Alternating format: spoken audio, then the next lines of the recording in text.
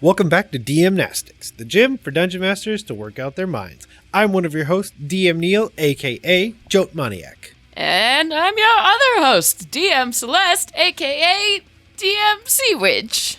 Hey, close enough. And today we're going to tie back to episode 182, Console to Campaign, where we talked all about Shadow of the Colossus, and that featured Sam Gronseth from Games as Lit.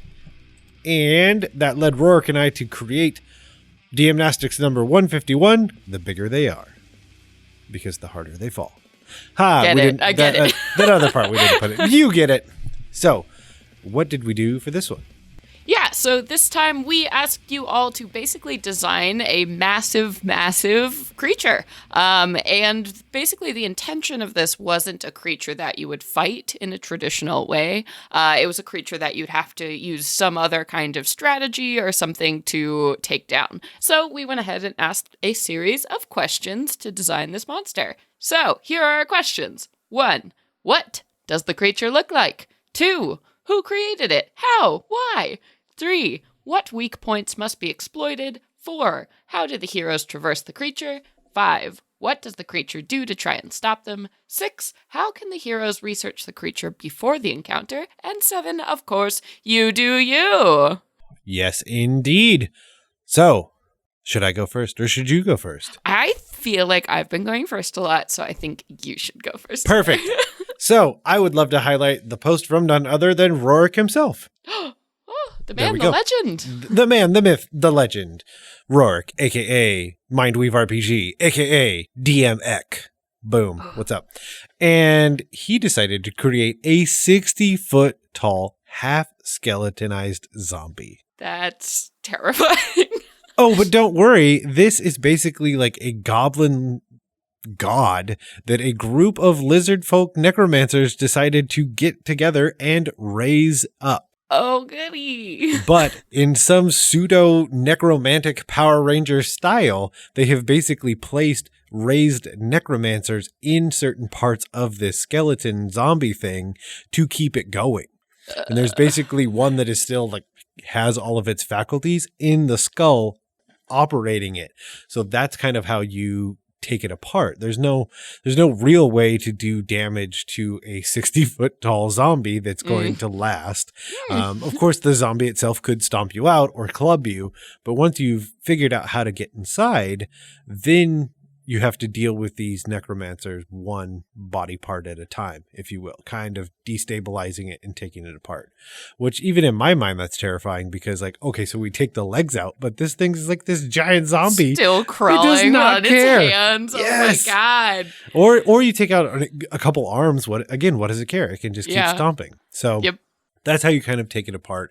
And basically to learn more about it, you kind of go down the road of investigating this cult and the myths about this cult and things like that to maybe figure out of easier ways to take these necromancers out and do certain things to give you that advantage. Because that was one of the keys about the Shadow of the Colossus is figuring out how to take the monster down. Mm-hmm. Or else, like, you're just bashing your head against a 60-foot tall zombie, which, no fun. And the you do you part is my favorite because basically if the goblins figure out that this is what the lizard folk have done, it's going to start like this war because it's such an affront to them because these terrible lizard folk have raised a godlike figure into this abomination of undead. Like I said, undead abomination, now just stomping around as a goblin thing. Wow. I this is awful because it's like a mech meets an undead creature. Yes. So it's just bad news. All right. And imagine trying to like climb up this thing to get to the different points, like all the nasty like undead slime. That's all I'm thinking about here. Oh, it'd be so gross. Like once you get inside, having to like do climb checks or hopefully you're high enough level to just fly. Yeah, because at that point that's icky. But that would be. I'm trying to think of how like you would even want to introduce it. Like, is it that you stumble? Because it makes me think of a campaign where you're starting to deal with these lizard folk, and you go through, and they have these necromantic tendencies, and that's all well and fine. And then you stumble into these plans. Mm-hmm. And they like, you're basically, you now have this seed for the next part of your campaign that like, wait a minute, you're doing what now?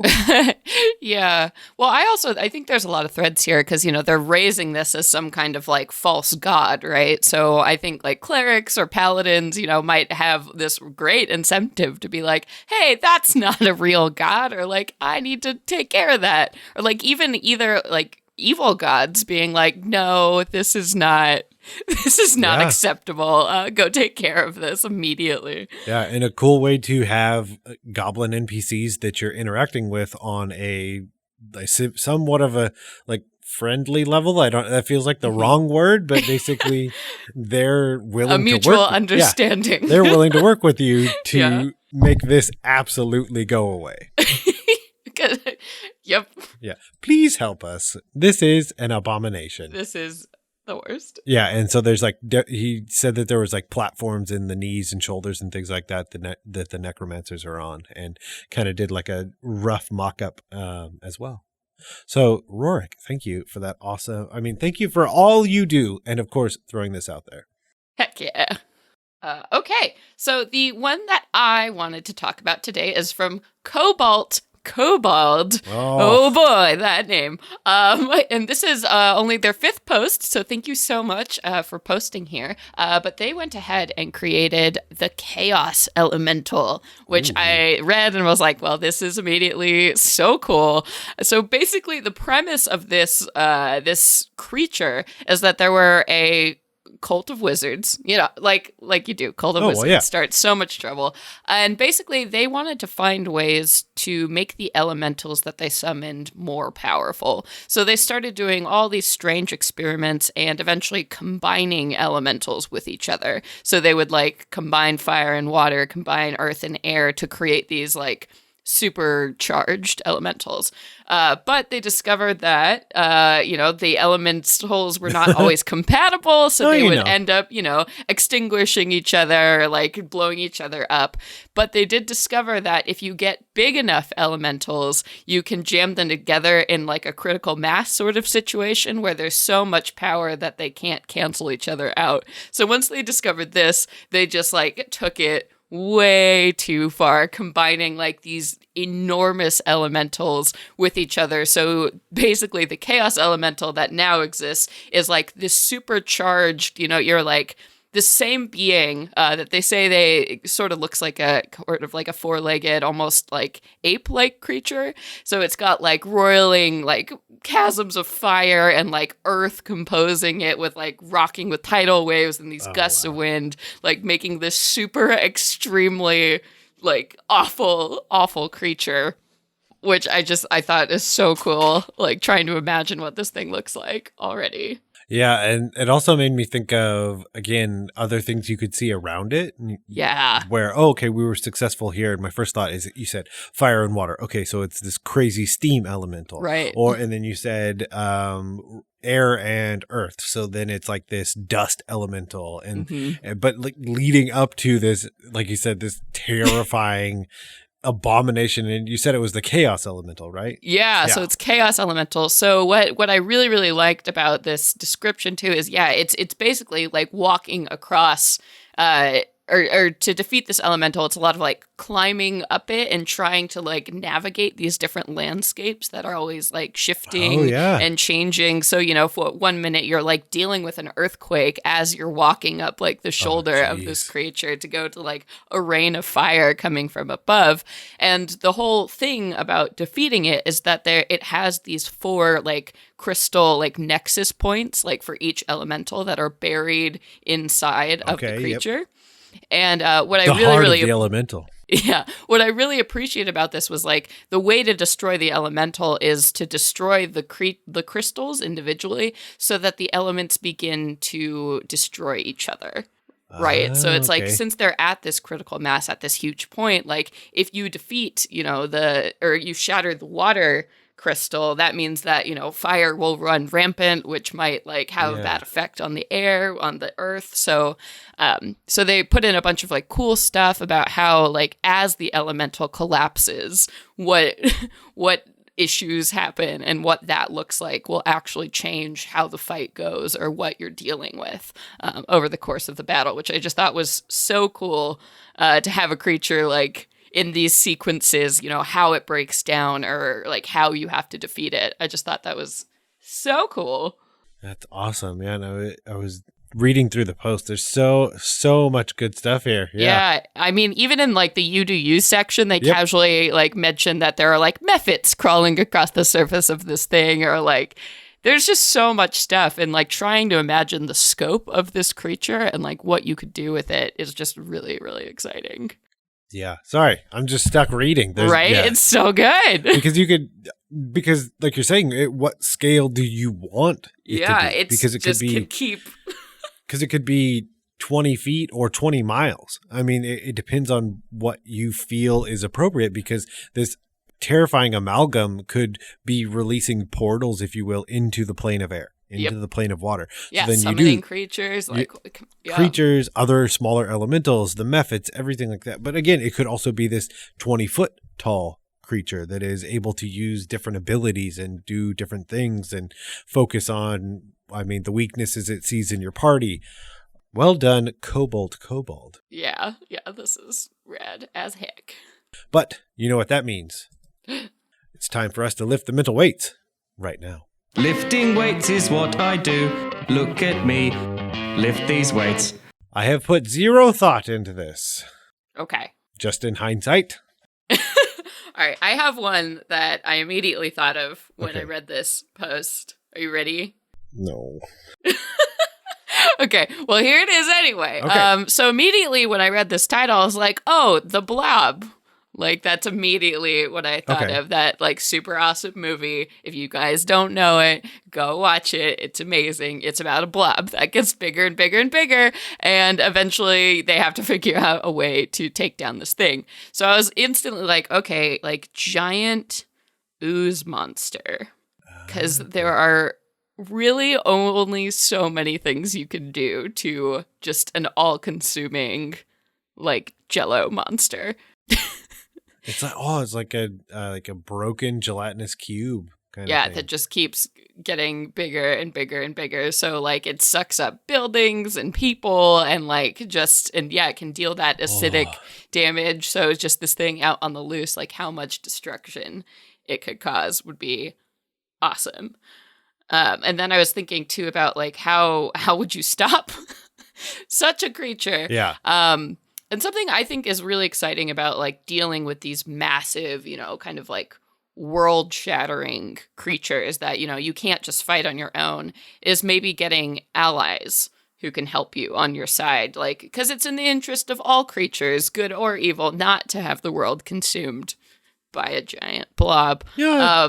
So I was thinking, like, I mean, in the movie, they use fire extinguishers eventually to like spray cold, like make this thing cold so they can like stop it from expanding. So I was like, what if you have to like go and like, you know, petition like an ancient white dragon to like help you to like breathe cold on this thing, or get the help of like frost giants to do something to like a temporary alliance to stop this creature that just threatens to keep expanding. Yeah, and something to do along those lines would be it's consuming all of this area, but for some reason it doesn't seem like it's going north, let's say. Right, yeah. And so then giving clues like that so your players can figure out like, oh, well, this thing doesn't like the cold.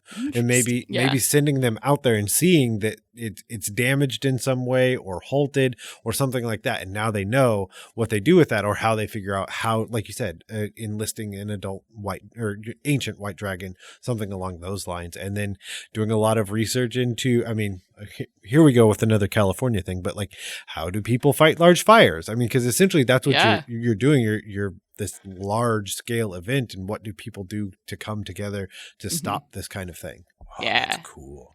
How do the heroes traverse the creature? Oh man, maybe if they can find some kind of substance that like won't be destroyed by the acid. Like imagine like being in like a submarine of some kind and going through this ooze. Like that would be incredible. Or like these like suits of a specific type of metal or stone or something that they could wear so they won't be immediately consumed by this thing. Again, because these things happen on this scale, and again, you need your players to and this is what we talked about in the original episode, like you need your players to figure this out. Yeah. So it could be on the backside they figure out that ice is maybe what does it, but on the front side it could be that there is all this certain type of element that is like pushed at the front of it because it's not being consumed, it's not being eaten by the acid. So like there's this weird mass of kind of trash or debris at the front of this ooze as it's pushing it farther forward. Or like a whole town is destroyed and only certain things are left behind. Or very cool. What does the creature do to try and stop them? Murder. It's them. Just outright murder. How can the heroes research the creature before the encounter? We've already kind of gone over that. And you do you. So I want to go back to who created it, how, and why. And I guess that'll kind of fold into some of our you do you. I really just want it to be something like an experiment gone wrong. Oh, yeah. And then you eventually figure that out by finding the epicenter, if you will. And the original wizard is just super bummed. And I wanted to be a person that's not evil in any way, shape, or form. It just went sideways on this poor person. Like they just had no idea that they were delving too deep into the ooze or gelatinous cube research that they were doing. Yeah, though definitely. I mean, if you do want to give it a malicious bent, I mean, Oblex, or the god Jubilex, the demon prince of ooze, is one of the most disgusting and terrifying beings ever in D&D lore. So imagine, this group of like cultists that's like, we're gonna summon our ooze god, and like maybe this is just a small piece like of Jubilex that's been brought, and the minute it hits the material plane, it just becomes all consuming. Away we go. Here we go. Take it off. Jello Town. Here we are. What else could we do? I feel like a lot of my ideas just want wizards to just be dumb. Magic is bad. Yeah. How could you have done this? Okay, so my inspiration is definitely kind of looking back to the post from Letter Lost, because I was kind of thinking of the idea of a lot of this we're thinking of single creatures, but still a lot of things getting together also turns into a large monster. So my thought was, what if it's basically a forest gone wrong? Yeah. So if you think in Lord of the Rings, when they're like, hey, forest, go over here and kill all these orcs. And it does. Yep. And it could be, now it makes me think of the Don Cheadle, where he's Captain Planet and just turning everyone into trees. Yes. You're a tree. Art. but the idea that an entire, like basically Mother Nature itself is turned for some reason. And it could be just druids who are fed up, and it's just these, you come into a town and it's just overgrown completely. Yeah. But people are still like in their homes and they've been overgrown. And then figuring out how to stop this forest from just taking over everything. But I feel like some of the same solutions are the solution as the Blob. Yeah. But I want it to be a lot smarter. But in the sense that the Blob is just going and going and going. Yeah, whereas it's just hunger motivated. Yeah, and this forest is being controlled by these druids, and so it is really smart. Like maybe even when it could tell that it's going to be found out, like it moves the forest again. So then this town has been overgrown, but then it's just absolutely perplexing because there's no plant life there whatsoever. But like you have the signs that that's what happened. And I think it'd just be a really interesting air quote mystery, if you will, until the players finally figure out like it's basically this giant living forest that is going wherever it wants and doing whatever it wants. Yeah, well, I like that too, because it kind of provides like a diplomatic solution, right, for this thing. Because it's like, if this is like a ritual that happens, to awaken the forest or whatever, so it comes and it goes, like talking to the druids or whoever created this, like, and maybe addressing the reason why is also a solution, as opposed to just like destroying the creature as it is. I just thought of the terrifying answer to why you can't figure it out. It's because it goes back underground. Yeah. Ooh. And then your players could just be somewhere that seems just desolate, absolutely barren. And then within the next second, they find themselves in this completely just like canopy level, sun blotted forest. Oh, man. Because it just springs up around them. Yeah. Oh. That'd be cool. That'd be so Wouldn't that be wild to It'd encounter? be so terrifying as a player. Just be like, oh no, I don't want to do this. I roll to pass out. I lay down. Yep, just wake me up when it's done.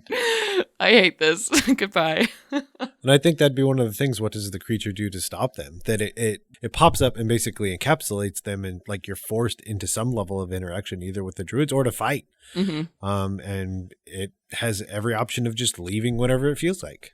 Well, that would be really cool, too. Like, in learning about this thing, you'd be like, why is this happening? And, like, looking at these scenes and eventually, like, figuring out the pattern of where it's going, what it's targeting, and where it might go next. So, you know, you have to, like, arrive in time to do something to prevent this. So if you, like, track the pattern of, like, it's moving on these cities across the western, like, plains, like, that would be a really cool... It's almost like tornado watching, right? You're like, where's it going to go next? And trying to get there in time while the chaos is happening. I think that'd be really cool. Man, what if it was just one person that really like angered to these druids? Yeah. Like they're trying to get a certain person, so then it's going through these towns with seemingly no rhyme or reason, but it's trying to find a certain person. That would be so awful. Yeah. Oh, what weak points must be exploited? Oh my gosh! Well, now I'm just thinking of what's those movies like Final Destination? Like, what if there's just like a swarm of like chaos that followed one person? Like this just horrible chain of bad luck followed somebody everywhere, and like how do you stop that? Yeah. Oh man. Because I mean, we've only been talking about flora, if you will, but certainly fauna could be involved as well. If all of nature just is like, I'm gonna murder you. Oh no. Oh man, because that'd be, I mean, I can't decide what would be more terrifying. Like I said, the idea of just walking through this desolate, absolutely barren, just hard earth area and a forest popping up, but it being vibrant and just full of life. And you just hear all of these animal sounds and everything you could think of. Yeah. Red. Very red. Okay. But with that, I say we've done it. Huzzah! But if you wanted to follow us, you can always head over to Twitter and follow us at DM-Nastics. And of course, you can find me at Joke Maniac, Jack of all trades, master of none, IAC. Or you can find me at C. Conowitch. C. Conowitch. And if you feel so inclined, you can also find us now on Instagram, also at DM-Nastics, where you can find our daily DM-Nastics there as well. And of course, head over to our Patreon, where you can check out one of our flashback episodes. But rather than let these mental gains go to waste, let's head over to Taking Your Supplements. Taking your supplements! So, Neal, you have something super cool that you showed me to talk about today that I'm in love with. Perfect. Speaking of Instagram, you should go over there and follow Dungeon Masters Workshop. They have a ton of followers. They also have a Patreon, and every Monday, Wednesday, and Friday, they release some new content with awesome graphics and hilarious themes. It's right up this alley. If you like what we do, you'll like what they do. Yeah, definitely. Yeah. Sherpa's machete, birthday party hat, helm of the judge, which looks like Judge Dredd's helmet. Yeah. These are so fantastic because they're just bite-sized, like easy to digest items, NPCs, like all kinds of cool stuff on here. And they're just like super well made. Even like the text there to the right, the drawing style. It sort of actually reminds me of like, you know, the Munchkin card game. Oh yeah, definitely. Like those like cute, fun, like cartoon drawings, just like super accessible. I think my favorite is the little familiar that's a tree frog. Yep. That's amazing. I love it. And what a cool thing to see popping up in your Instagram feed besides selfies. Hey, yes. Selfies and food. Yep. And now Selfie's food, and now magic items. Ta-da! But yeah, definitely follow them and I don't know, let them know we sent you. Sure, that's a thing people say. Yeah. I couldn't care less if that's what you do, but you should definitely go follow them and check out all the cool stuff they're putting out. Oh my gosh, they have a coffee potion. It's perfect. Mm-hmm. And how about the Librarian's Mall, where it's basically just a book at the end of a stick? I like the mystery meat. Mm-hmm. So good. Indestructible sending stone that looks like an old Nokia cell phone? Yeah. Boom. Perfect. With that, we will turn out the lights and head out of the gym. But before we go, I want to implore you, the listeners, to join on the forums and take part in these challenges and exercises, as well as the other amazing conversations being had. To do that, head over to dungeonmasterblock.freeforums.net and try some DM-Nastics so your players don't ask, do you even lift? Oh, I could barely lift my right arm because I did so many. I don't know if you heard me counting, I did over 1,000. Just watch out for the guns. They'll get you.